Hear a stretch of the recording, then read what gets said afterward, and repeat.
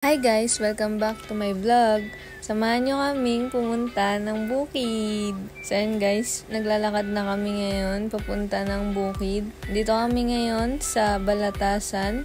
Nakita nyo yung dagat. And madadaanan talaga namin yan papunta doon kaya nag-video ako. Tapos medyo malayo-layo yung lalakarin namin, mga 30 to 45 minutes. Kaya exercise na din to guys kasi naka 10,000 steps ako eh. Kapag sa city guys, try nyo. Ako nga hindi nakakaabot ng 500 eh. So ayun guys, nagpapakit lang ako dito and binivideo ko yung paligid. So pupunta tayo sa Borbo at bibisita tayo ng ating asyenda. Charot! Medyo pagod na rin ako dito umakyat kasi pataas na. Ito guys, di maiwasan na bumisita sa mga kakalala mo habang nasa daan. Kaya nakikita nyo guys, sobrang tanghali na nito. Naglalakad pa rin kami guys and nakikita ko yung mga kapatid ko. Tapos ayan, naghahaya ko. Guys, patuloy pa rin kami naglalakad. May nakita kaming mga niyog and tinignan lang namin. Sobrang lawak dito guys and kitang-kita nyo and parang medyo magubat pa siya. Dito naman guys, parang may nag-uling and ayan, medyo malapit na kami kasi dito na yung lupa ng tito ko, malapit-lapit na. All you can see guys is akin yan. Charot! Sa tito ko yan and ayan, makikita kayong baka, kambing. Tingnan nyo guys, sobrang lawak niyan.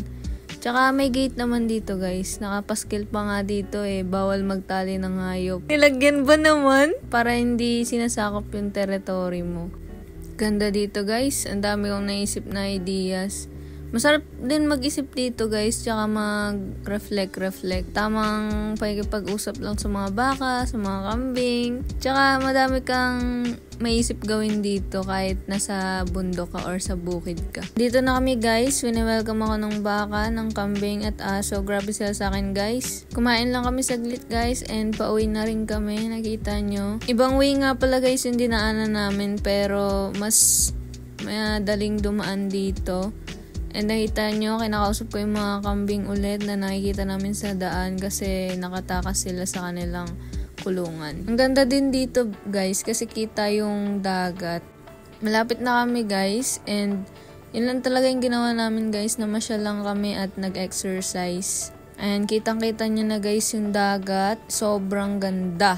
Tinatawag na naman ako ng dagat guys. Sobrang ganda guys. Gusto ko ulit mag-swimming. Daming bangka guys. Pili lang kayo. Ako na bahala. I got you guys. Hawi na pala kami guys. And nandito na kami sa Aplaya. Makita nyo na yung mga cottages. Madami yan guys. Pili lang kayo. Rentahan nyo guys ha. Kung pwede lang talaga guys, ililibre ko kayong lahat. Kaso, hindi ko kaya guys. Dito yung kabila ng mga floating cottages guys. Ayan sila lahat guys. Ikaw na lang kulang. Bye!